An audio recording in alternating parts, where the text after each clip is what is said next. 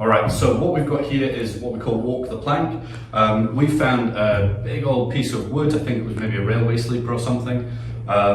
It's about 20 kilograms, and if you can get one that's similar, it's 3.5 meters long, 20 kilograms, lives under the benches in the lab when it's not in use, and it is brilliant for any sort of talk experiments, particularly in level 2 physics. It's also just a lot of fun. And so what I would do is give my students a situation where I give them a box of mass.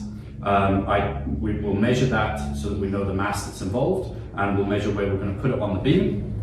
And then we can predict how far along a student of known mass would be able to walk before reaching the tipping point, before falling.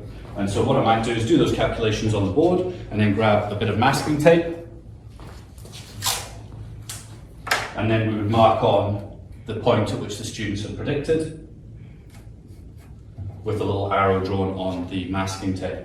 Andrew's already found the balance point, and I think he can demonstrate really well a couple of those safety points. I would always have myself at the opposite end from the student with my hand just above the beam. Doesn't need to be touching, but just a centimetre or so above the beam, so that if the student does go beyond the tipping point, we're not going to get a horrible accident. And you can see there that Andrew is perfectly balanced, I think, and the beam is really only touching the far edge of the table there. So it gives you an opportunity to talk about what the pivot is as well. All right, anything else we need to say about that one, Andrew? No, that's really about it. Lots of fun, and you'll have a lot of entertainment value out of seeing the students tentatively walk out to the point they've predicted. All right, thank you.